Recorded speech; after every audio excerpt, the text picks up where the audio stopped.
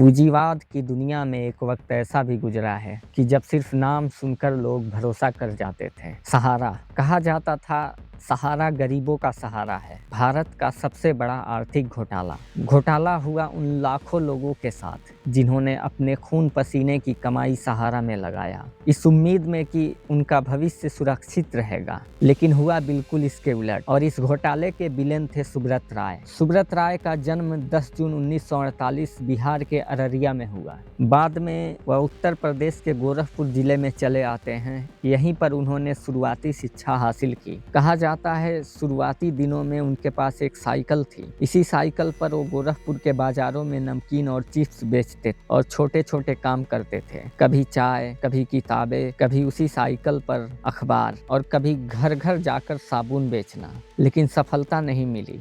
उन्होंने दोस्त के साथ मिलकर एक राइस मिल खोला, लेकिन बाद में वो मिल भी बंद हो गया। लेकिन सुब्रत राय की धनवान बनने की जिद नहीं खत्म हुई। एक दिन सुब्रत राय गोरखपुर के गांव में घूम रहे थे। उन्होंने 3 बड़ी समस्याएं नोटिस की। पहली समस्या बैंक से दूरी, दूसरी समस्या कागजी काम, फार्म, पहचान पत्र और भाषा की नासमझी। फार्म पर क्या लिखा है लोग समझ ही नहीं पाते थे। लेकिन एक बात और देखी, लोग बचत भी करते हैं, मिट्टी के घड़े में, गद्दे के नीचे, तकिए के अंदर। सुब्रत राय ने सोचा बैंक गांव नहीं जा सकता तो मैं गांव में बैंक जैसा कुछ लेकर जाऊंगा। उन्होंने अपने आप से एक सवाल पूछा, 1-2 रुपए बचत करते हैं, अगर मैं उनके घर जाकर पैसा लूं और डबल ब्याज दूं तो लोग आएंगे ना? ये सवाल था अपने आप से, लेकिन इस सवाल में बहुत ताकत थी। साल 1976 गोरखपुर के एक छोटे से दफ्तर में सुब्रत राय ने शुरू की सहारा फाइनेंस कंपनी। उन्होंने एक नया मॉडल बनाया, हर गरीब आदमी से छोटा छोटा पैसा जोड़ो और उसे निवेश बना दो। सुब्रत राय ने हर गांव में अपने एजेंट बनाने शुरू किए। सहारा के एजेंट हर गली मोहल्ले में जाते, लोगों से कहते 1-2 रुपए बचाओ और अपना भविष्य बनाओ। धीरे धीरे लोग जुड़ने लगे और सहारा बढ़ने लगी। गोरखपुर से लखनऊ, लखनऊ से पूरे उत्तर भारत तक लोगों के भरोसे ने सहारा को जमीन से आसमान तक पहुंचा दिया। Real estate, media, hotels, airlines, हर जगह सहारा इंडिया लिखा था। यहाँ तक कि क्रिकेट टीम में भी सहारा का झंडा लहराने लग गया था। सुब्रत राय को लोग अब सहारा सिटी कहने लगे थे। उनके प्राइवेट जेट, आलीशान बंगलों और कर्मचारियों वाला साम्राज्य। लेकिन कहानी में असली मोड़ आया साल 1990 में। सहारा इंडिया परिवार ने अपनी 2 कंपनियों के जरिए लोगों से पैसा जमा करना शुरू किया। पहली कंपनी थी Sahara India real estate corporation limited और दूसरी थी Sahara India housing investment corporation limited. इन कंपनियों ने जनता को एक योजना दी जिसका नाम था ऑप्शनली फुल्ली कन्वर्टिबल डिबेंचर यानी OFCD। कंपनियों ने लोगों से कहा, आप पैसा लगाइए और हम आपको ऊंचा मुनाफा देंगे। जरूरत पड़ी तो आपका पैसा शेयर में बदल जाएगा।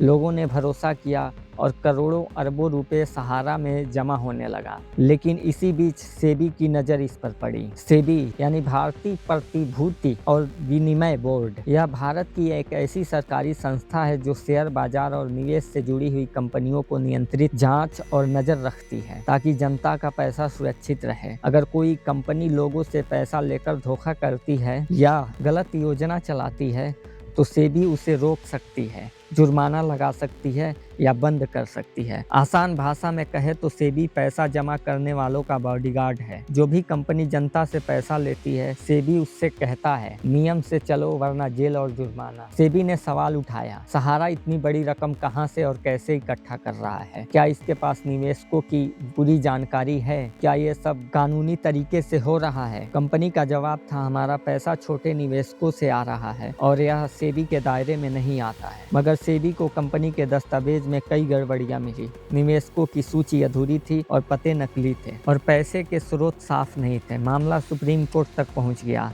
साल 2012 में सुप्रीम कोर्ट ने आदेश दिया, सहारा के सारे निवेशकों का पैसा ब्याज सहित लौटाना होगा। लेकिन यहाँ कहानी और उलझ गई, क्योंकि लाखों निवेशकों का रिकॉर्ड ही सही नहीं था। कहा जाता है कि इसमें काला धन भी था, फर्जी नाम से। इस पूरे घोटाले में अनुमान है कि लगभग 24,000 करोड़ रुपए का खेल हुआ। कई लोगों की जिंदगी भर की कमाई डूब गई और सहारा समूह के मुखिया सुब्रत राय को जेल जाना पड़ा। वहीं आदमी जो कभी करोड़ों अरबों का मालिक था, अब सलाखों के पीछे था। बाहर निवेशक सड़कों पर थे, हमारा पैसा लौटाओ, हमने बेटी की शादी का पैसा सहारा में रखा था, अब न सहारा रहा न पैसा। 14 नवंबर 2023 को सुब्रत राय की मौत की खबर आई। उनका जीवन जैसे अधूरा अध्याय बन गया। पीछे रह गई हजारों करोड़ों की संपत्ति, लाखों निवेशक और एक सवाल, क्या हमारा पैसा कभी वापस मिलेगा? आज भी सहारा रिफंड अकाउंट में पैसे पड़े हैं। सरकार कहती है प्रक्रिया जारी है, लेकिन क्या अब वो पैसा मिलेगा? क्योंकि समय बहुत बीत चुका है, लोगों की उम्मीदें खत्म हो गई है। कभी गरीबों का सहारा कहे जाने वाला नाम आज सिखा गया कि भरोसा भी एक जिम्मेदारी है। ये कहानी सिर्फ एक आदमी की नहीं, उन करोड़ों लोगों की है जिन्होंने सपनों में निवेश किया और हकीकत में सब कुछ गंवा दिया। आप देख रहे हैं मिस्टर खान फाइल, जहां सच्चाई कहानी बनकर जिंदा रहती है।